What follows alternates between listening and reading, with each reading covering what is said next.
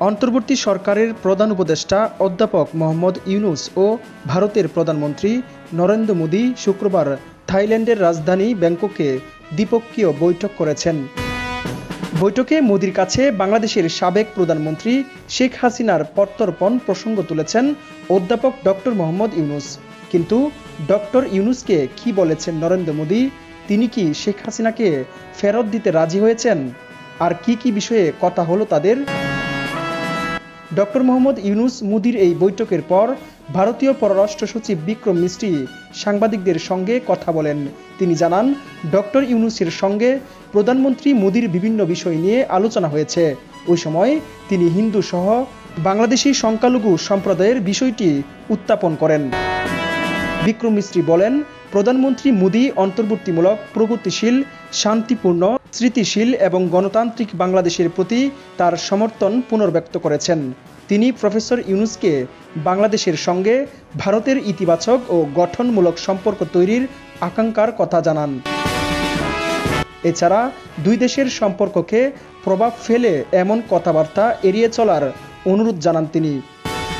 প্রধানমন্ত্রী মোদি শেখ হাসিনাকে ফেরত পাঠানোর জন্য ভারতের কাছে কোনো আনুষ্ঠানিক অনুরোধ জানিয়েছেন কিনা এই প্রশ্নের জবাবে পররাষ্ট্র সচিব বিক্রম মিশ্রি বলেন, বাংলাদেশ শেখ হাসিনার বিষয়ে আনুষ্ঠানিক অনুরোধ জানিয়েছে। এই নিয়ে এখনই এর চেয়ে বেশি কিছু বলা ঠিক হবে না বলে জানান তিনি। বৈঠকে ইউনূস মোদির মধ্যে সীমান্ত নিয়েও আলোচনা হয়েছে বলে জানিয়েছেন বিক্রম মিশ্রি।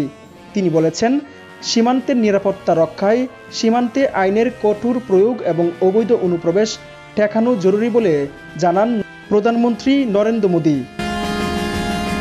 এছাড়া প্রধানমন্ত্রী বাংলাদেশি হিন্দু ধর্মাবলম্বী সহ অন্যান্য সংখ্যালঘুদের নিয়ে ভারতের চিন্তার বিষয়টি জানান।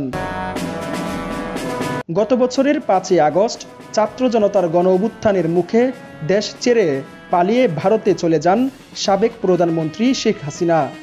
এরপর 4ই আগস্ট প্রধান উপদেষ্টার দায়িত্ব গ্রহণ করেন নোবেল বিজয়ী ডক্টর মোহাম্মদ ইউনূস। ওই সময় থেকেই বাংলাদেশের সংখ্যালঘুদের উপর কথিত নির্যাতনের অভিযোগ তুলে আসছে নয়াদিল্লি, যেটির সঙ্গে বাস্তবতার কোনো মিল নেই। অপরদিকে গণহত্যা ও মানবতা বিরোধী অপরাধী অভিযুক্ত শেখ হাসিনাকে বিচারের মুখোমুখি করতে তাকে ফেরত চেয়ে আসছে বাংলাদেশ, যা থাইল্যান্ডের বৈঠকেও আবারও তুলেছেন প্রধান উপদেষ্টা।